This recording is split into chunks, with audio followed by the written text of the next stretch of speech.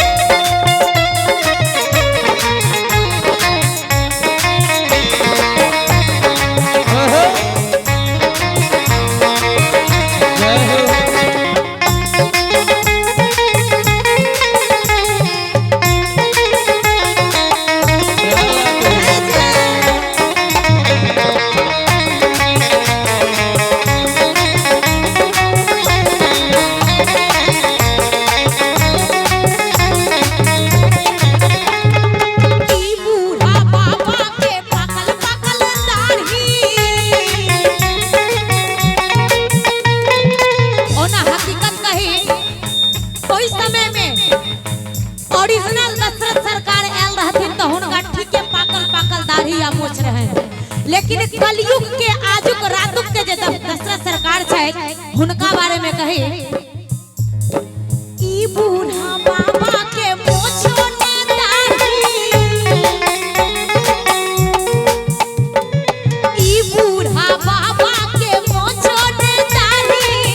ई बूढ़ा बाबा के मोछो ने दाढ़ी आ देखे में पातर छितर देखे में पातर छितर खाए भर खाड़ी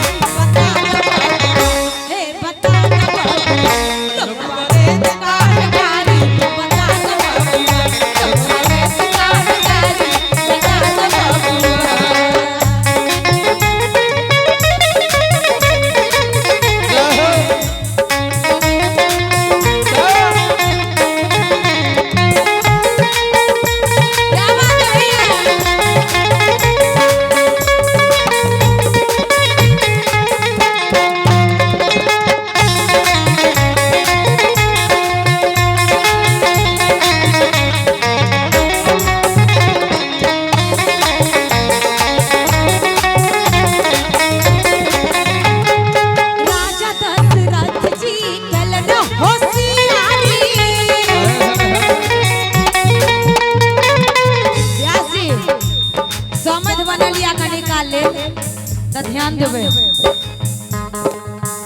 हम परमानेंट है क्या बात। राजा दशरथ जी